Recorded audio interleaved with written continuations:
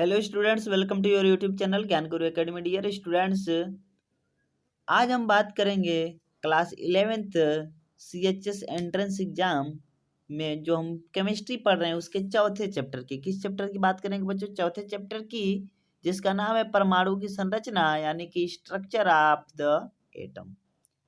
सो dear students, अभी तक हमने 3 चैप्टर करवा दिए आपके केमिस्ट्री के और 2 चैप्टर करवा दिए फिजिक्स के। तो अभी तक आपने नहीं देखा है तो जाके उसको प्ले लिस्ट से देख लीजिए। कुछ ही दिनों में आपका ये पूरा सिलेबस हो जाएगा कंप्लीट। सो बच्चों, तो अभी तक आप हमारे चैनल पे नए हैं तो जाके तुरंत हमारे चैनल को सब्सक्राइब करें, साथ ही बेल आइकन को भी दबा दें ताकि आने वाली वीडियो का नोटिफिकेशन सबसे पहले आप तक पहुंचे। और अपने सारे दोस्तों में शेयर कर दीजिए कि एनसीईआरटी की सारी बुक्स की पढ़ाई यहाँ पे की जाती है आपके ज्ञान गुरु एकेडमी पे। फिजिक्स, केमिस्ट्री, मैथ, इंग्लिश सारी चीज़ें यहाँ पे आपकी तैयारी कराई जाती है।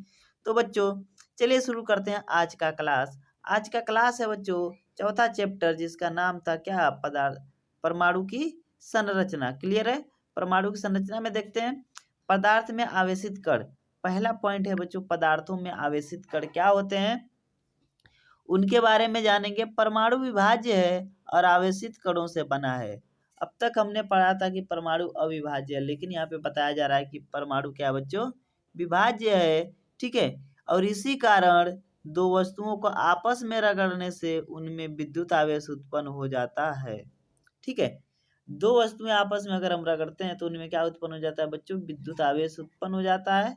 ठीक है, अगर आप कभी भी दो वस्तुओं को रगड़ेंगे, जैसे कि आपने क्लास 6 में पढ़ रखा था कि आप कंघी लेके अपने बालों में रगड़िए या फिर पेन लेके रगड़िए, पेंसिल लेके रगड़िए, उसके बाद आप किसी कागज के टुकड़े को उठाते हो तो होता क्या है कि वो कागज का टुकड़ा उठने लगा, यानी कि वो आवेशित हो जाता है। परमाणु में उपस्थित आवेशित कणों का पता लगाने में कई वैज्ञानिकों ने योगदान दिया। इसका पता लगाने में बहुत सारे वैज्ञानिकों का योगदान था बच्चों। 19वीं शताब्दी तक यह जान लिया गया था कि परमाणु साधारण और अविभाज्य कण नहीं है, बल्कि इसमें कम से कम एक अपरमाणु कण इलेक्ट्रॉन विद्यमान होता है, जिसका पता जे थॉमसन ने लगाया था। ठीक है, यानी कि इलेक्ट्रॉन के खोजकर्ता कौन हुए बच्चों? J Thomson. इन्हें कहीं कहीं टॉमसन भी लिखा जाता है, तो थॉमसन या टॉमसन कुछ भी रहे, एक ही मतलब हुआ बच्चों की इलेक्ट्रॉन के वो खोज करता है। इलेक्ट्रॉन के संबंध में जानकारी प्राप्त होने के पहले अर्नेस्ट गोल्डस्टीन ने सन 1886 में एक नए विकिरण की खोज की, जिसे उन्होंने केनॉल रे का नाम दिया। एक किरणें धनावेशित विकिरण थी, जिसके द्वारा अंततः दूसरे अपरमाणुक कणों की खोज हुई। इन कणों का आवेश इलेक्ट्रॉन के आवेश के बराबर किंतु विपरीत है। जितना इलेक्ट्रॉन का आवेश था बच्चों, उतना ही आवेश इसका भी था। जो क्या थी, ये किरणें खोजी गई थी, इसका भी आवेश उतना ही था। ठीक है, किंतु विपरीत था। इनका द्रव्यमान इलेक्ट्रॉनों की अपेक्षा लगभग 2000 गुना अधिक है। इनका द्रव्यमान क्या है? इलेक्ट्रॉन की अपेक्षा लगभग 2000 गुना अधिक होता है। उनको प्रोटॉन नाम दिया गया। क्या नाम दिया गया बच्चों? प्रोटॉन। ठीक है, सामान्यतः इलेक्ट्रॉन को ई देखिए इससे इंडिकेट करते हैं, और प्रोटॉन को पी प्लस, यानी कि इलेक्ट्रॉन क्या है? नेगेटिव, और प्रोटॉन आपका पॉजिटिव। प्रोटॉन का द्रव्यमान 1 इकाई और आवेश +1 लिया जाता है। इलेक्ट्रॉन का द्रव्यमान नगण्य यानी कि 0 और आवेश -1 माना जाता है। परमाणु की संरचना की बात करें बच्चों तो सबसे पहले बात आती है जे थॉमसन की। जे थॉमसन पहले वैज्ञानिक थे जिन्होंने परमाणुओं की संरचना से संबंधित पहला मॉडल प्रस्तुत किया था। ठीक है, तो जे थॉमसन का मॉडल थोड़ा सा देखते हैं बच्चों। थॉमसन ने परमाणुओं की संरचना से संबंधित एक मॉडल प्रस्तुत किया जो क्रिसमस केक की तरह था। इनके अनुसार परमाणु एक धनावेशित गोला था, जिसमें इलेक्ट्रॉन क्रिसमस केक में लगे सूखे मेवों की तरह थे। क्लियर है बच्चों? ठीक है, इसी चीज को आपने तरबूज मॉडल की तरह भी पढ़ा था। थॉमसन ने प्रस्तावित किया कि परमाणु धन आवेशित गोलों का बना है और इलेक्ट्रॉन उसमें धसे हुए होते हैं। ठीक है, परमाणु धन आवेशित गोलों से बना होता है और जो इलेक्ट्रॉन होते हैं उसमें धसे होते हैं। ऋणात्मक और धनात्मक आवेश परिमाण में समान होते हैं, इसलिए परमाणु वैद्युतीय रूप से उदासीन होते हैं। यद्यपि थॉमसन के मॉडल से प्रस्तुत परमाणु के उदासीन होने की व्याख्या हो गई, किंतु दूसरे वैज्ञानिकों द्वारा किए गए प्रयोगों के परिणामों को इस मॉडल के द्वारा समझाया नहीं जा सका। अब रदरफोर्ड का यानी कि इनके मॉडल को भी क्या कर दिया गया बच्चों, रिजेक्ट कर दिया गया। ठीक है, अब यहाँ पे रिजेक्ट होने का कारण एक ये होता है कि जैसे मान लीजिए कि यहाँ पे आपका एक तरबूज मॉडल इन्होंने दिया था। अब उन्होंने बताया क्या था बच्चों की जो परमाणु धन आवेशित होते हैं वो गोलों का बना होता है। इसमें इलेक्ट्रॉन जो क्या है, मान लीजिए तरबूज है, तरबूज में बीज इस तरह से जगह जगह पे आपको मिलेंगे ब्लैक ब्लैक टाइप के। तो मान लीजिए कि इलेक्ट्रॉन है जो कि जगह जगह धंसे हुए हैं। तो क्या है कि आपने गणित में तो एक नियम पढ़ ही रखा है बच्चों कि जब अभी अभी तो पढ़े हो कि ये बराबर होते हैं लेकिन विपरीत होते हैं, तो एक प्लस होता है और एक माइनस होता है। तो मान लीजिए कि +1 व -1 को एक जगह रखेंगे तो दोनों आपस में प्लस माइनस क्रिया करके क्या हो जाएंगे, 0 हो जाएंगे। तो इसीलिए प्लस व माइनस को एक साथ यहाँ पे नहीं रखा गया, इसलिए इनके मॉडल को क्या कर दिया गया, ठीक है, इनके मॉडल को रिजेक्ट कर दिया गया। अगला मॉडल आता है बच्चों रदरफोर्ड का परमाणु मॉडल। ठीक है, अर्नेस्ट रदरफोर्ड ने यह जानने के लिए एक इलेक्ट्रॉन परमाणु के भीतर कैसे व्यवस्थित है एक प्रयोग किया। इस प्रयोग में तेज गति से चल रहे अल्फा कणों को सोने की पन्नी पर टकराया, यानी कि वह अल्फा कण था बच्चों और उस पे वो सोने की पन्नी को फेंक रहे थे। ठीक है, सोने के पन्नी को क्या किया बच्चों, टकराया। उन्होंने सोने की पन्नी इसलिए चुनी क्योंकि वह बहुत पतली परत चाहते थे। सोने की यह पन्नी 1000 परमाणुओं के बराबर मोटी थी। ठीक है, 1000 परमाणुओं के बराबर मोटी थी। अल्फा कण द्विआवेशित हीलियम कण होते हैं, अतः ये धनावेशित होते हैं। चूंकि इनका द्रव्यमान 4 यूनिट ठीक है होता है, इसलिए तीव्र गति से चल रहे इन अल्फा कणों में पर्याप्त ऊर्जा होती है। जो ये अल्फा कण होते हैं इनमें बहुत ही ज्यादा ऊर्जा होती है। यह अनुमान था कि अल्फा कण सोने के परमाणुओं में विद्यमान अपरमाणु कणों के द्वारा विक्षेपित होंगे। चूंकि अल्फा कण प्रोटॉन से अधिक भारी थे, इसलिए उन्होंने इनके अनेक विक्षेपण की आशा नहीं की थी। लेकिन अल्फा कण प्रकीर्णन प्रयोग ने आशा के बिल्कुल विपरीत परिणाम दिया। इससे निम्नलिखित परिणाम निकले। ठीक है, क्या हुआ बच्चों, निम्नलिखित परिणाम निकले। अब आइए देखते हैं क्या क्या परिणाम निकले थे। पहला है, तेज गति से चल रहे अधिकतर अल्फा कण सोने की पन्नी से सीधे निकल गए। ठीक है, जब सोने की पन्नी पे इसको क्या हुआ वो बच्चों फेंका गया अल्फा कण, अरे ठीक है, तो यहाँ पे क्या हुआ बच्चों कि जो क्या थे, तेज गति से चल रहे थे अल्फा कण सोने की पन्नी से सीधे क्या हुए, निकल गए। दूसरा इसमें रिजल्ट आया, कुछ अल्फा कण पन्नी के द्वारा बहुत छोटे कोण से विक्षेपित हो गए। यहाँ पे यानी कि एक छोटा सा कोण बना के विक्षेपित हो गए।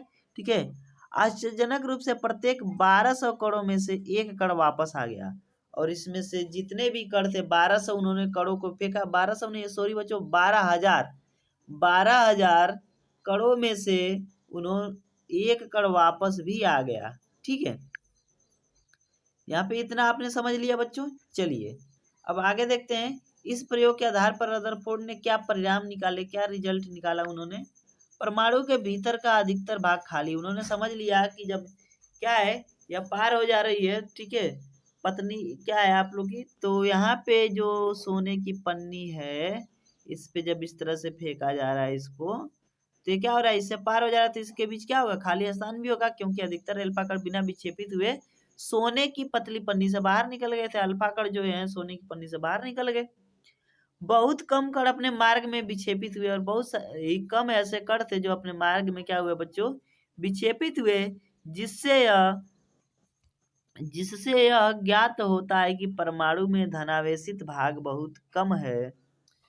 थर्ड है बच्चों, बहुत कम अल्फा कण 180 डिग्री पर विक्षेपित हुए थे, जिससे यह संकेत मिलता है कि सोने के परमाणु का पूर्ण धनावेशित भाग और द्रव्यमान परमाणु के भीतर का बहुत कम आयतन में सीमित है।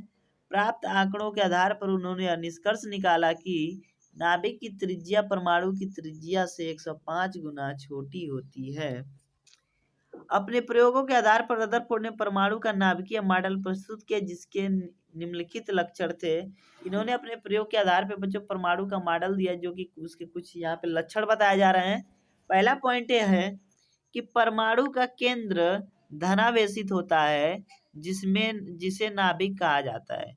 ये जो परमाणु है बच्चों, इसका जो एक केंद्र है धनावेशित होता है, इसी को हम क्या कहते हैं, नाभिक कहते हैं।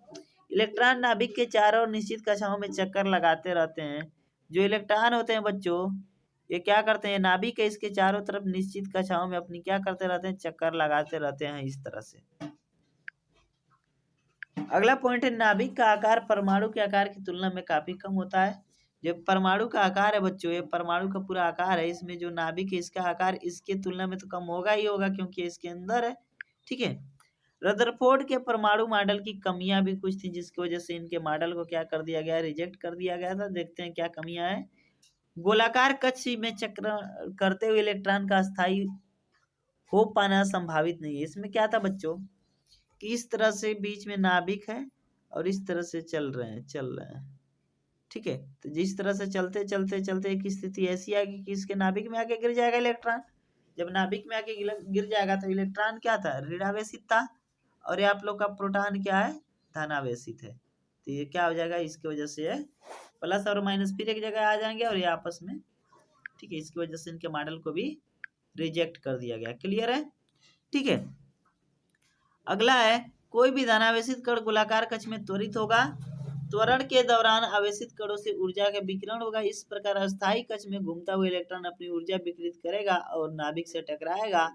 अगर ऐसा होता है तो परमाणु अस्थिर होता है, जबकि हम जानते हैं कि परमाणु अस्थायी है। क्लियर है ना।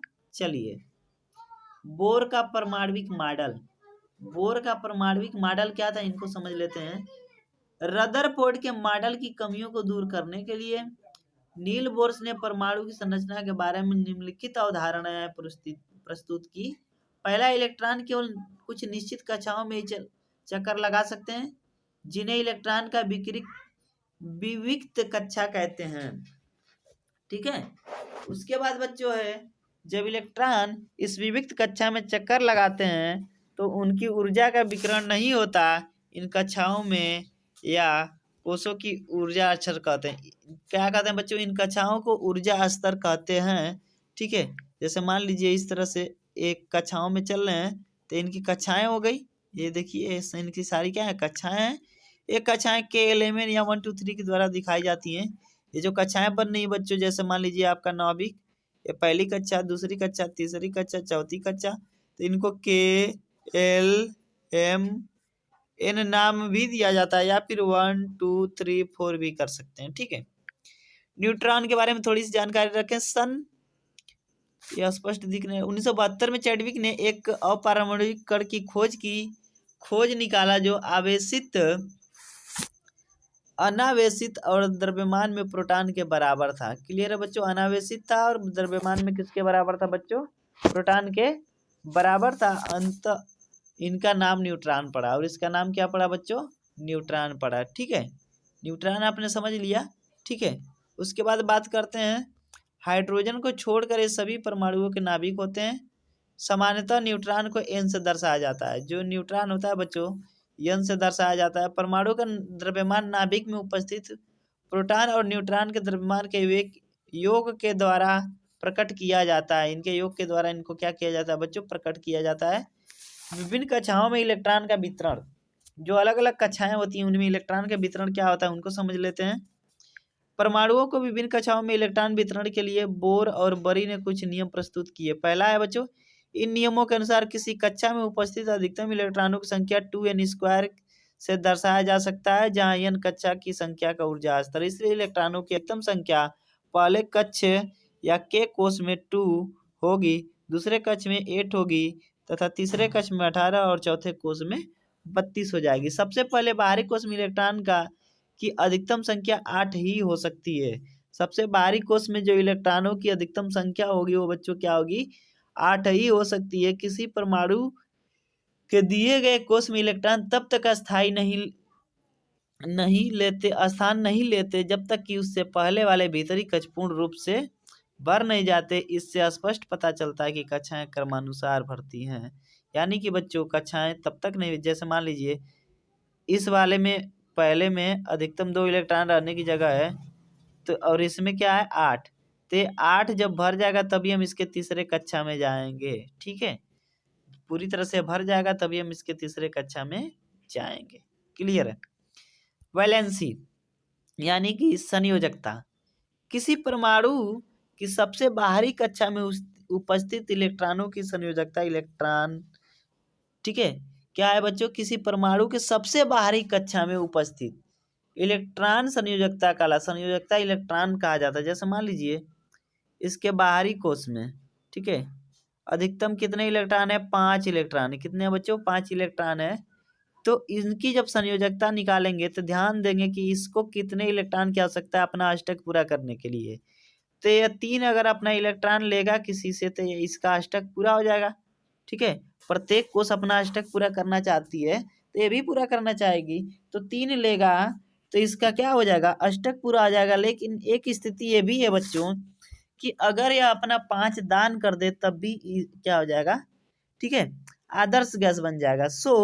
अब किसी को 5 देना ज्यादा मुश्किल है 3 लेने की अपेक्षा। आप 3 किसी से ले सकते हो लेकिन 5 देने में आपको ज्यादा कष्ट होगा, इसीलिए बच्चों 3 इसकी क्या हो जाएगी, वैलेंसी। इस तरह से इसकी वैलेंसी निकालते हैं। किसी परमाणु का बायतम, देखिए यहाँ पे बताया गया है, किसी परमाणु का बायतम कक्ष अधिकतम 8 इलेक्ट्रॉन रख सकता है। बताए थे ना, जिन तत्वों के परमाणुओं के बायतम कक्ष पूर्ण रूप से भरे होते हैं वे रासायनिक रूप से अक्रिय होते हैं। पूरी तरह से भरे होते हैं तो क्या होते हैं बच्चों, रासायनिक रूप से अक्रिय होते हैं। दूसरे शब्दों में उनकी संयोजन शक्ति या संयोजकता शून्य होती है, ठीक है। तो यहाँ पे बच्चों, यहाँ पे बताया जा रहा है कि जिनका अष्टक पूरा होगा, यानी कि मान लीजिए कि आपको 8 रोटी खाने की आदत है हर रोज। अगर आपको 8 रोटी मिल चुकी है तो उस समय आपको भूख नहीं लगेगी, आपका क्या है, पेट भरा हुआ है। उसी तरह से 8 इलेक्ट्रॉन बाहरी कोश में रह सकते हैं और किसी के कोश में 8 इलेक्ट्रॉन ऑलरेडी हो चुके हैं तो उनकी संयोजकता शून्य हो जाएगी। सक्रिय तत्वों के परमाणुओं को की संयोजन शक्ति अर्थात अपने समान या अन्य किसी तत्व के परमाणुओं से मिलकर बने अणु बनाने की प्रकृति अपने बायतम कक्ष को पूर्ण रूप से भरने का प्रयास माना जाता है, ठीक है। 8 इलेक्ट्रॉन वाले सबसे बाहरी कक्ष के अष्टक माना जाता है, यानी कि जो सबसे बाहरी कक्ष होगा बस उसी को क्या कहते हैं, अष्टक कहते हैं।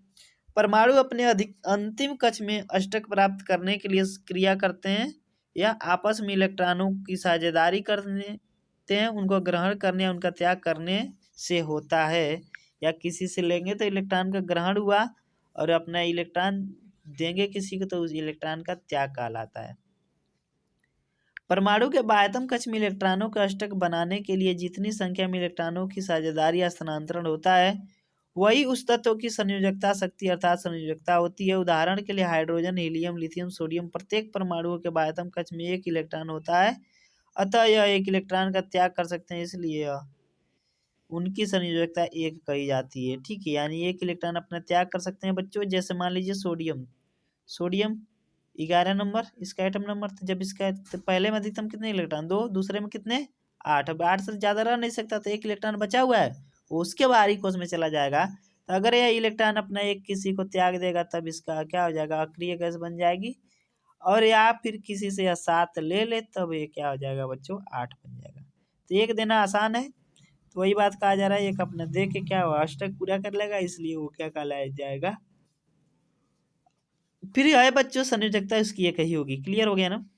चलिए नेक्स्ट पॉइंट आप लोग का क्या है, यदि किसी परमाणु के बाह्यतम कक्ष में इलेक्ट्रॉनों की संख्या उनकी क्षमता के अनुसार लगभग पूरी है तो संयोजकता एक अन्य प्रकार से प्राप्त की जा सकती है। उदाहरण के लिए क्लोरीन परमाणु के बाह्यतम कक्ष में 7 इलेक्ट्रॉन होते हैं और उनकी संयोजकता 7 होती है, किंतु बाह्यतम कक्ष में अष्टक बनाने के लिए क्लोरीन को 7 इलेक्ट्रॉन त्याग करने की अपेक्षा 1 इलेक्ट्रॉन प्राप्त करना आसान है, अतः संयोजकता उसकी क्या हो जाएगी बच्चों, 7 घटाकर, अतः इस तरह से उसकी क्लोरीन की संयोजकता 1 होती है। देखिए ध्यान से कैसे, क्लोरीन 17 नंबर बच्चों, पहले में 2, दूसरे में 8, 8 2 10 हो गए और 7 17। अब इसको अपना अष्टक पूरा करने के लिए क्या चाहिए, या तो अपना एक किसी से ले या फिर 7 दे दे। तो ये क्या करेगा, एक किसी से ले लेगा, एक ले लिया तो इसकी क्या होगी, जो वैलेंसी हुई 1 आ गई। समझ गए। चलिए परमाणु संख्या तथा द्रव्यमान संख्या क्या होता है उनके बारे में भी थोड़ी सी पढ़ते हैं। परमाणु संख्या किसी तत्व के परमाणु के नाभिक में उपस्थित प्रोटॉनों की संख्या को परमाणु संख्या कहते हैं। किसी तत्व के परमाणु के नाभिक में उपस्थित प्रोटॉनों की संख्या, जो प्रोटॉन की संख्या होती है नाभिक में, उसी संख्या को हम परमाणु संख्या कहते हैं। द्रव्यमान संख्या देखते हैं बच्चों। देखिए जैसे मान लीजिए कि क्या हुआ कि आप लोग का देख लीजिए यहाँ पे सोडियम ही अभी ले लेता हूँ। सोडियम का एटम नंबर 11 है, ठीक है। तो जो इसका बनता है नाभिक जो बनेगा बच्चों, नाभिक में क्या होता है, दो चीज़ें होती हैं, प्रोटॉन प्लस न्यूट्रॉन। तो प्रोटॉन इसके 11 हो गए, न्यूट्रॉन इसके, ठीक है, 12 हो गए। तो इस तरह से 11 और 12 कितने होते हैं, 23 हो गए इनका टोटल। ये इनका क्या द्रव्यमान संख्या हो गई, ठीक है, द्रव्यमान यानी कि भार, ठीक है। और ये आप लोग का जो 11 था इसका परमाणु संख्या हो गया। द्रव्यमान संख्या किसी परमाणु के नाभिक में उपस्थित प्रोटॉनों, नाभिक तो समझ गए ना, चलिए, नाभिक में उपस्थित प्रोटॉनों और न्यूट्रॉनों की संख्या का योग उस परमाणु का द्रव्यमान संख्या कहलाती है। अर्थात द्रव्यमान संख्या बराबर प्रोटॉनों की संख्या प्लस न्यूट्रॉनों की संख्या होता है। समस्थानिक, एक ही तत्व के परमाणु उनकी परमाणु संख्या समान है लेकिन द्रव्यमान संख्या भिन्न हो, वह समस्थानिक कहलाते हैं। परमाणु संख्या तो एक होगी लेकिन जो उनका क्या होगा द्रव्यमान है वो अलग अलग होगा, वही उसका क्या कहलाता है बच्चों, समस्थानिक। उसके बाद बात करें हाइड्रोजन परमाणु के 3 समस्थानिक होते हैं, प्रोटियम, ड्यूटेरियम और ट्राइटियम। देखिए हाइड्रोजन का परमाणु तो एक ही है लेकिन यहाँ पे इसका द्रव्यमान संख्या भी एक है। उसी तरह से हाइड्रोजन का एटम नंबर तो एक है लेकिन यहाँ पे इसका क्या हो गया, 2 हो गया द्रव्यमान संख्या। उसके बाद उसी तरह से हाइड्रोजन का यहाँ पे एक है तो ये 3 हो गया। तीनों का नाम क्या, 1H1 क्या है आप लोग का बच्चों, प्रोटियम, ड्यूटोरियम, ठीक है, H2, उसके बाद ट्राइटियम, 3 वाला है ये ट्राइटियम। क्लियर हो गया। बहुत से तत्वों में समस्थानिक का मिश्रण भी होता है। किसी तत्व का प्रत्येक समस्थानिक शुद्ध पदार्थ होता है। समस्थानिकों के रासायनिक गुण समान है लेकिन भौतिक गुण अलग अलग होते हैं। प्रकृति में क्लोरीन 2 समस्थानिक रूपों में पाया जाता है जिनके द्रव्यमान 35 और 37 होते हैं, जो 3 संबंधी 1 के अनुपात में होते हैं। समस्थानिकों के अनुप्रयोग, यूरेनियम के एक समस्थानिक का उपयोग परमाणु भट्ठी में ईंधन के रूप में होता है। कैंसर के उपचार में कोबाल्ट के समस्थानिकों का उपयोग होता है। घेंघा रोग के इलाज में आयोडीन की समस्थानिक का उपयोग होता है। संभारिक देख लेते हैं बच्चों, अलग अलग परमाणु संख्या होगी लेकिन उनकी द्रव्यमान संख्या समान होगी, संभारिक कहलाता है। सो डियर स्टूडेंट्स, आज आप लोग का चौथा चैप्टर केमिस्ट्री का समाप्त होता है। अभी तक आप हमारे चैनल पर नए हैं तो सब्सक्राइब करके बेल आइकन जरूर दबा दें ताकि आने वाली वीडियो को नोटिफिकेशन सबसे पहले आप तक मिले। और दोस्तों को बता दीजिए कि यहाँ पे हर प्रकार की पढ़ाई हो रही है ऑनलाइन, हर सब्जेक्ट पढ़ाया जा रहा है, जल्दी से जल्दी वो लोग विजिट करें। चलिए मिलते हैं अगले क्लास में, तब तक के लिए धन्यवाद।